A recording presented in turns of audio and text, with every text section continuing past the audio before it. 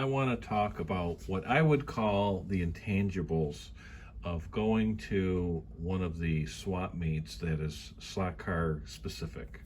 And for me, I'm in the Detroit area. There's two really big, really good ones.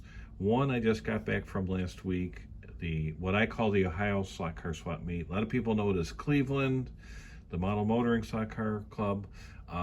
It was historically in Cleveland for decades, and they moved, I would say, less than an hour and a half south of Cleveland. So let's just call it the Ohio Swap Meet. So that's a reasonable drive for me. I usually spend the night there.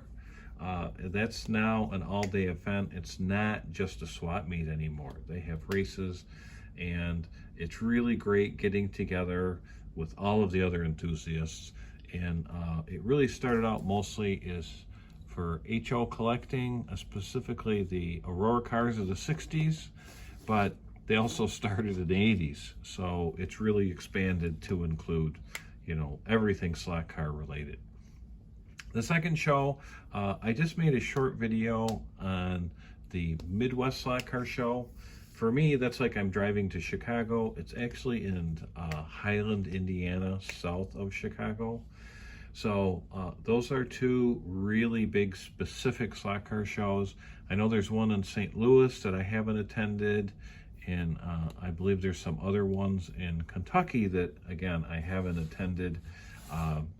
But if any of those are convenient enough for you to go to, I highly recommend going.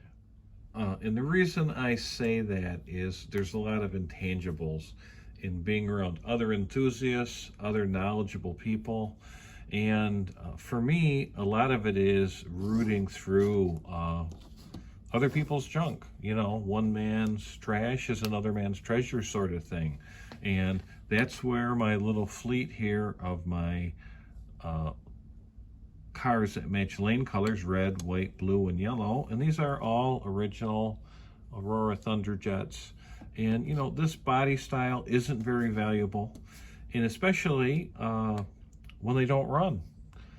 So, I got these for very reasonable prices at these swap meets. They're a little bit used up. They're not really, in perfect condition like a collector would want.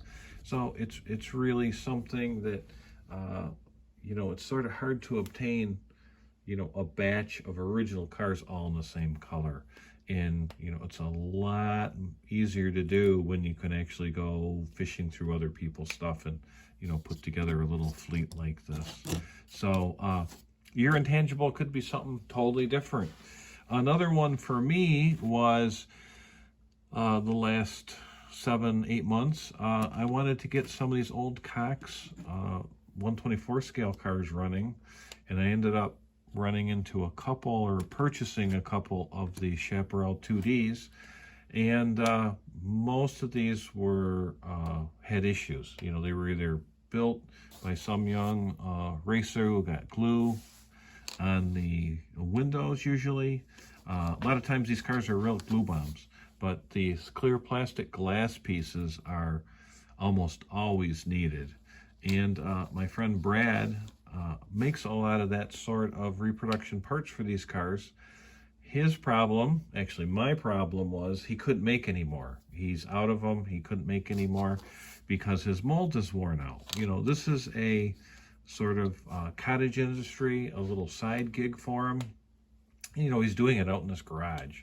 So, I was looking at a really lengthy wait to get parts, and he brought a couple of what he would probably call, or I would call, blems of these clear glass pieces, and it really changes my plans, what I was going to do with each one of these cars.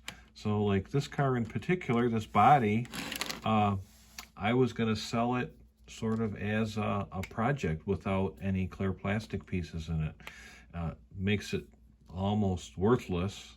But now I think I'm going to put some of his reproduction parts in it, and I'll use that car that I can run on a track where, I was going to get rid of it before. It didn't have a lot of value to me. Now it will. And I can have a nice car with a really nice body on it and then I can use this one for running it on the track. And you know, if I have a really nasty crash, you know, I'm not ruining a really, really nice, pristine one.